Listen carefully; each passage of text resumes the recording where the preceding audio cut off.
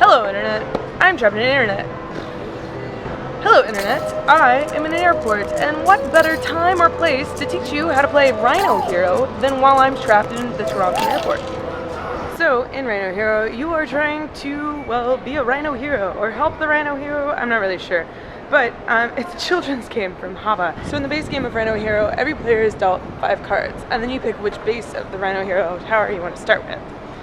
Then, on a player's turn, they have to place walls where the silhouettes for those walls are on the ceiling or the floor or whatever it is they're building on.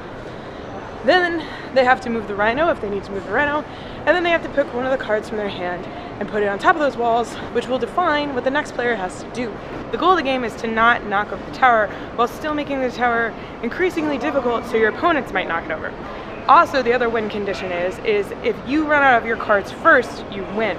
So people are trying to give you hands in addition to making it more difficult for you to place things. The Rhino Hero card is the most obvious. It's the well-known one. It's the fun one. But the other cards have little powers. There's the reverse turn order card, the next player skips a turn card, the next player draws a card, and there's also the 2x card.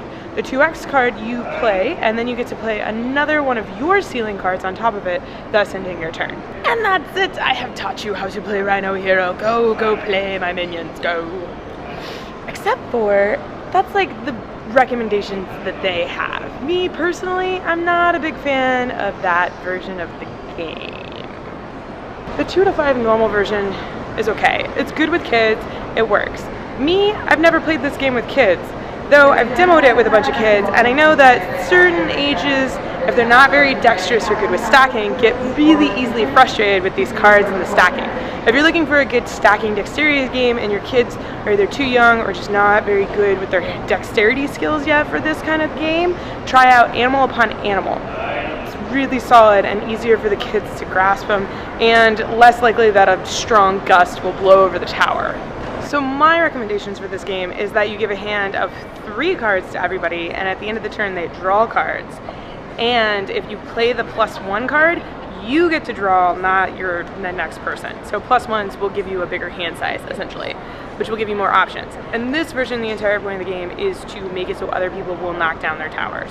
Well, the tower. So you're just trying to get the highest tower you can, because it will very much knock over. Like, yeah, unless you're amazing. In which case, I have a rule where if the deck runs out, right, and everybody's hands run out, you just start moving the Rhino up and down the tower like he's in an elevator, and you have to move him like at least 2 or 3 like floors, but it's very rarely ever come to that. So that's my preferred version of Rhino Hero, but just like with every Hava game, house rules are encouraged. So if you and your kids want to play a different way, play a different way. That's the great thing about Hava games. Have I mentioned that I like Hava games? At the end of the day, Rhino Hero is a good game, and I mean that literally. Like, at the end of the day, it's good to play Rhino Hero, especially at conventions when everybody's super tired and all this other stuff. It's a really fast filler game, it's super easy to teach, and it's a lot of fun. People that are skeptical because they're like, oh, isn't that a kid's game? They start playing and they get just as into it as everyone else.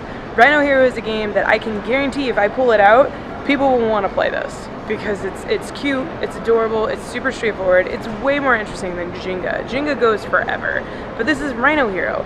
Like, they're cards, they knock down super easy. Like, we were playing in a bar at Origins, and I don't know if this footage shows it, but the tower was moving like this because of the air circulation in the bar. Like, yeah.